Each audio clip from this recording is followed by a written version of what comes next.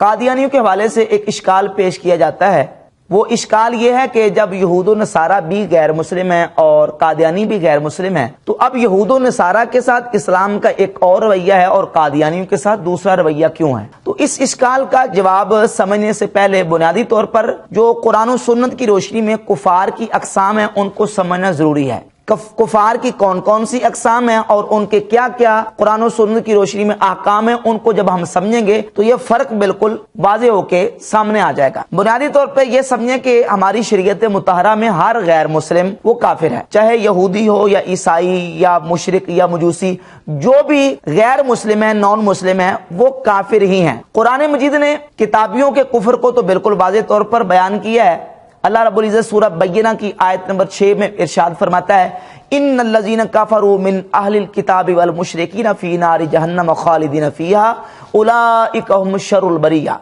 بے شک جو اہل کتاب جنہوں نے کفر کیا اور مشرک یہ ہمیشہ جہنم میں رہیں گے، اولئک هم شر البریہ، یہ اللہ کی مخلوق میں سب سے بدترین مخلوق ہے۔ اور اسی طرح ایک اور مقام پہ قرآن مجید میں اللہ رب العزت فرماتا ہے، وقال الذین کفروا ان اللہ هو المسیح ابن مریم، کافروں نے یہ کہا کہ اللہ مسیح ابن مریم ہی ہے۔ تو اللہ تعالیٰ نے قرآن مجید میں عیسائیوں کے، نصارہ کے کفر کو بھی بیان کیا۔ تو اب یہ سارے کے سارے جتنے کفار ہیں یہ اسلام کی نظر میں ہماری شریعت مطہرہ میں جتنے غیر مسلم ہیں وہ کافر ہیں۔ اب جو غیر مسلم ہیں، کافر ہیں، ان کی دو قسمیں ہیں بنیادی طور پر۔ نمبر 1 کافر اصلی اور نمبر 2 ہے کافر مرتد۔ کافر اصلی وہ کافر ہے جس نے کبھی بھی اسلام کو ایز اے دین قبول نہیں کیا اور اسلام کو کبھی بھی دین کے طور پر نہیں مانا اور اسلام میں وہ کبھی آیا ہی نہیں، وہ سرے سے اس نے اسلام کو کبھی مانا ہی نہیں، وہ کافر اصلی ہے۔ کافر اصلی کی کیٹیگری میں کون کون سے کافر داخل ہیں؟ نمبر 1 دہریہ، جو بالکل اللہ کے وجود و ہستی کا ماننے والا ہے ہی نہیں ہے، اللہ کے وجود و ہستی کا منکر ہے، جو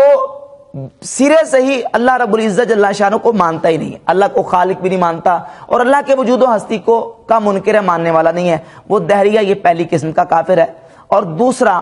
وہ کافر جس کو کافر مشرک کہتے ہیں کہ زمین و آسمان کا خالق تو وہ اللہ کو مانتا ہے لیکن وہ اپنے بتوں کی پوجا کرتا ہے، بتوں کی عبادت کرتا ہے، تو یہ کافر مشرک ہے۔ اور نمبر 3 ہے کافر مجوسی، جو آگ کی پرستش کرتا ہے، آگ کی پوجا کرتا ہے۔ اور نمبر 4 ہے کافر کتابی۔ کافر کتابی جو آسمانی دینوں کو ماننے کا دعویٰ تو کرتا ہے لیکن شرک کرتا ہے، کفر کرتا ہے، لہذا وہ کافر کتابی بھی اصلی کفار میں داخل ہے۔ تو یہ کافر اصلی کی اقسام ہیں۔ اب کافر اصلی کے ساتھ اسلام نے ایک اور رویہ اور اس کے ساتھ ایک اور جو نا وہ سلوک کیا ہے، جبکہ کافر مرتد وہ کافر ہے جو پہلے اسلام میں آیا، اس نے اسلام کو قبول کیا ایز اے دین، اور یا تو بالکل ہی اس نے اسلام کا انکار کر دیا کہ میں اسلام کو نہیں مانتا، یا اس نے اسلام کو سرے سے اس کا انکار تو نہیں کیا لیکن اسلام کا دعویٰ کر کے اس نے ضروریات دین میں سے کسی ضرورت دینی کا انکار کیا۔ تو جو بالکل ہی اسلام کا انکار کرنے والا وہ بھی مرتد ہے، اور جس نے اسلام کو کا نام تو لیا لیکن ضروریات دین میں سے کسی ضرورت دینی کا انکار کیا، وہ بھی مرتد ہے۔ اب اصلی کافر کے اور کافر مرتد کے اسلام میں احکام بالکل مختلف ہیں۔ وہ اس لیے مختلف ہیں کہ اسلام کو کافر اصلی سے اتنا نقصان نہیں ہے جتنا کافر مرتد سے نقصان ہے۔ وہ مثال آپ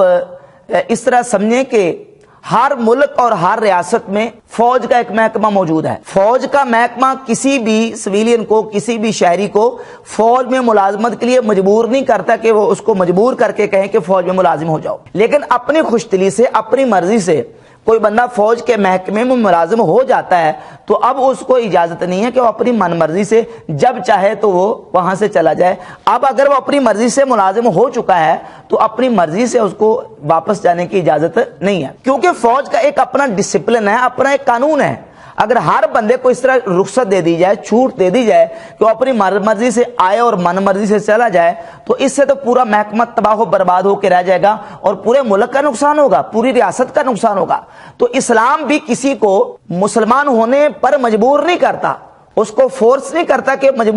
وہ اس کو مجبور کر کے مسلمان کرے۔ ہاں، اپنی من مرضی سے، اپنی خوش دلی سے کوئی بندہ اگر مسلمان ہوا ہے تو اب وہ اپنی من مرضی سے کہے کہ میں جب چاہوں میں اسلام کو چھوڑ کے کسی اور جگہ پہ چلے جاؤں تو اسلام اس کی ہرگز اجازت نہیں دیتا. کیوں؟ اس سے اسلام کو نقصان ہوگا، اس سے اسلام کی بنیادوں کو کھوکھلا کرنے میں اس طرح کی جتنے ناپاک عزائم اسلام کے خلاف ان کو موقع ملے گا، تو اسلام ہرگز اس کی اجازت نہیں دیتا. اب قرآن مجید فرقان حمید میں اور احادیث طیبات میں اس پر بہت سارے دلائل موجود ہیں. صحیح احادیث موجود ہے نبی پاک صلی اللہ علیہ وآلہ وسلم کی. صحیح بخاری میں 3017 نمبر حدیث اور صحیح بخاری میں 6922 نمبر حدیث ہے. حضرت عبداللہ ابن عباس رضی اللہ تعالیٰ عنہ فرماتے ہیں کہ نبی پاک صلی اللہ علیہ وآلہ وسلم نے فرمایا من بدل دینہ فقتلوہ، جو اپنے دین کو بدل ڈالے یعنی مسلمان ہو کے جو کافر ہو جائے، مرتد ہو جائے، فقتلوہ، اس کی سزا یہ ہے کہ اس کو قتل کر دیا جائے. اسی طریقے سے صحیح بخاری میں ایک اور حدیث ہے، حدیث کا نمبر ہے 6878. نبی پاک صلی اللہ علیہ وآلہ وسلم نے ارشاد فرمایا کسی بھی مسلمان کا خون بہانا یہ حلال نہیں ہے مگر 3 وجوہات میں سے کسی ایک وجہ سے. النفس بالنفس والسیب الزانی، یعنی جان کے بدلے میں جان کو قتل کیا جائے گا، اور شادی شدہ اگر زنا کرتا ہے تو اس کو سنسار کیا جائے گا. والمفارق لدینہ التارک للجماعہ، جو دین کو چھوڑ جاتا ہے، جو اسلام قبول کر کے اسلام کو چھوڑتا ہے تو اس کا بھی خون بہا دیا جائے گا، اس کو زندہ رہنے کا حق نہیں ہے. اب کفار مرتدین کے اسلام میں احکامات یہ کافر اصلی سے بالکل الگ ہیں. جو کافر اصلی کے احکامات ہیں وہ کفار مرتدین کے احکامات نہیں ہیں. نبی پاک صلی اللہ علیہ وآلہ وسلم کے مبارک زمانے میں مدینہ شریف میں یہودی بھی آباد تھے، عیسائی بھی آباد تھے، لیکن حضور علیہ الصلوۃ والسلام کے مبارک دور میں کبھی بھی یہودیوں اور عیسائیوں پر اس طریقے سے ان کے کافر اصلی ہونے کی وجہ سے کبھی بھی تلوار نہیں اٹھائی گئی اور ان کو قتل نہیں کیا گیا، جبکہ جو کفار مرتدین تھے ان پر تلوار اٹھائی گئی اور ان کو قتل کیا گیا. اور پھر نبی پاک صلی اللہ علیہ وآلہ وسلم کے خلفائے راشدین صحابہ اکرام علیہم الرضوان کے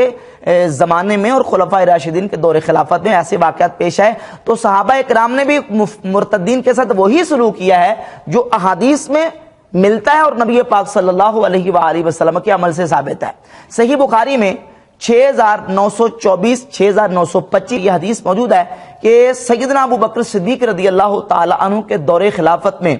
جب لوگوں نے ارتداد اختیار کیا، بعض تو وہ لوگ تھے جنہوں نے بالکل اسلام کو چھوڑ دیا اور اسلام سے نکل گئے، اور ایک طبقہ وہ تھا جنہوں نے اسلام کا نام لے کر کلمہ پڑھتے تھے، نماز پڑھتے تھے، روزہ رکھتے تھے، حج کرتے تھے، لیکن اس کے باوجود انہوں نے زکوٰۃ کی فرضیت کا انکار کیا. تو سیدنا ابو بکر صدیق رضی اللہ تعالی عنہ نے ان کے ساتھ مرتدین والا ایک الگ سلوک کیا، باوجود اس کے کہ مدینہ شریف میں یہودی بھی موجود تھے، عیسائی بھی موجود تھے، ان پر تلوار نہیں اٹھائی، لیکن ابو بکر صدیق رضی اللہ تعالیٰ عنہ نے ان مرتدین کے خلاف تلوار اٹھائی ہے جنہوں نے ارتداد کا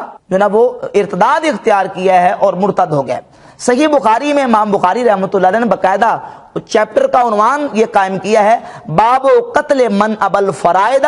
وما نسبوا الی الردۃ، ان لوگوں کے قتل کا بیان جنہوں نے فرائض کا انکار کیا اور وہ مرتد ہونے کی طرف منسوب کی گئے ان کے قتل کا بیان، جنہوں نے فرائض کا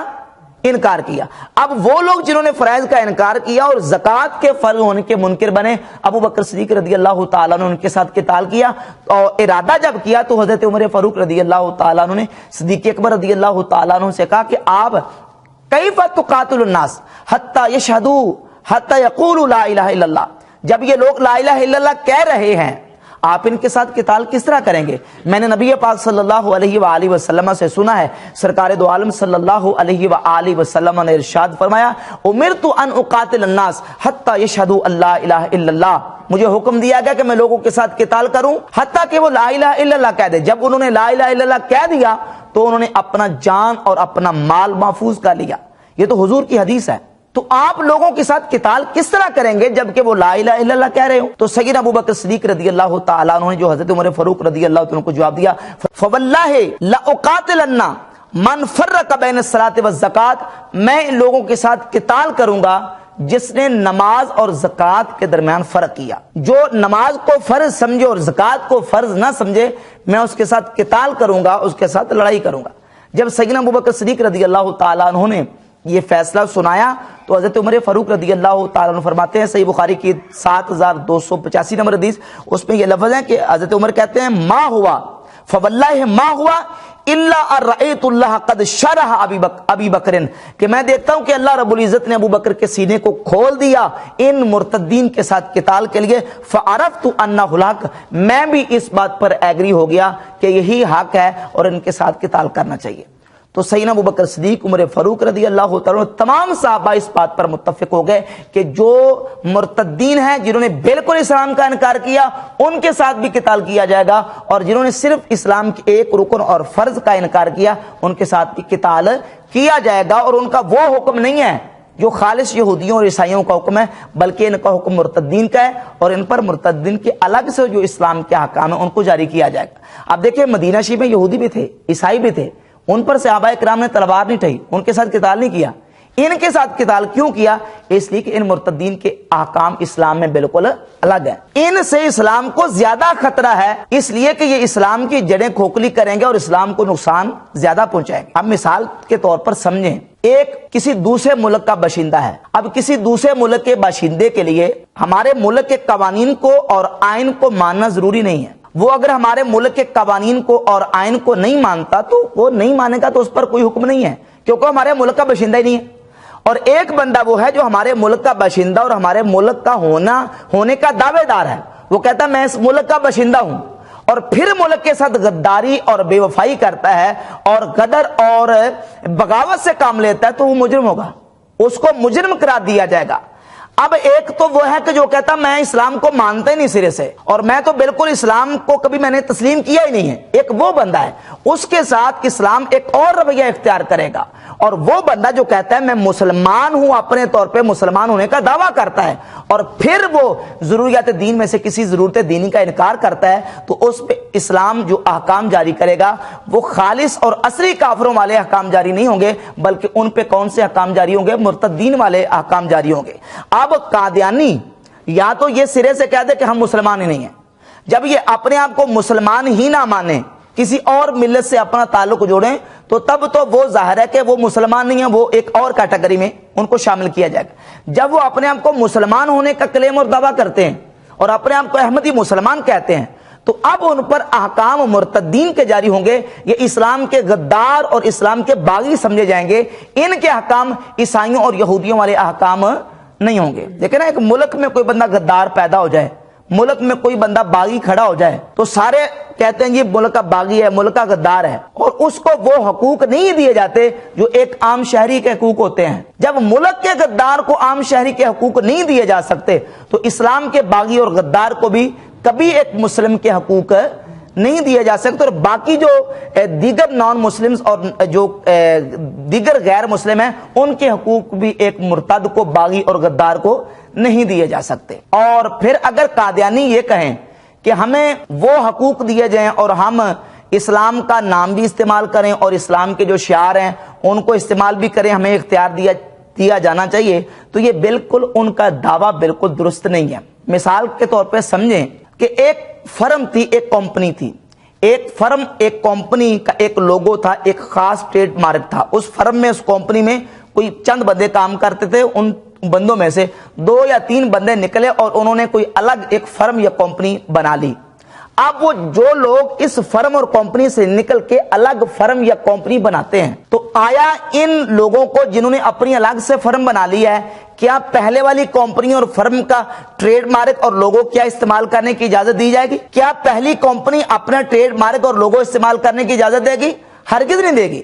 جب قادیانی اسلام کو چھوڑ چکے ہیں، مرتد ہو چکے ہیں، اب یہ مرتد ہونے کے باوجود یہ کہیں کہ ہمیں مسلم کہا جائے یا ہمیں اسلام کا نام استعمال کرنے دیا جائے، ہمیں اپنی عبادت گاہوں کو مسجد کہنے دیا جائے، ہمیں اپنی اٹھنے بیٹھنے کو نماز کا نام دینے کی اجازت دی جائے، تو ہرگز اسلام ان کو اجازت نہیں دے گا۔ اسلام اپنا لوگو اور اسلام اپنا ٹریڈ مارک ان کو ہرگز کبھی صورت میں، کسی صورت میں استعمال کرنے کی اجازت نہیں دے گا۔ تو جب یہ تقسیم بالکل واضح ہو گئی کہ جو اصلی کفار ہیں ان کے حکام الگ ہیں اور جو مرتدین ہیں ان کے احکام بالکل اسلام میں جداگانہ الگ ہیں۔ خلفائے راشدین کے دور میں سیدنا عثمان غنی، حضرت سیدنا مولا علی رضی اللہ تعالیٰ اور امت کا اس بات پر اجماع ہے بالکل کہ کفار مرتد کے احکام جو ہے وہ اصلی کافروں سے بالکل الگ ہیں۔ جب یہ فرق بالکل واضح ہو گیا تو اب قادیانیوں کو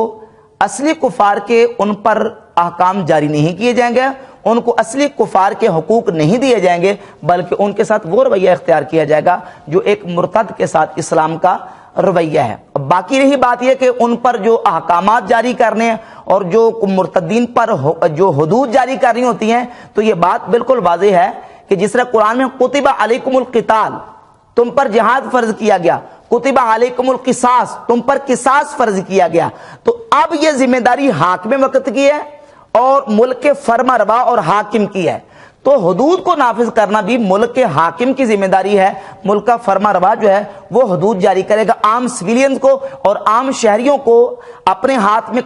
قانون لینے کی اجازت ہرگز نہیں ہے۔ باقی احکامات ان کے وہی ہیں جو مرتدین کے احکامات ہیں، لہذا یہ فرق بالکل قرآن و سنت کی روشنی میں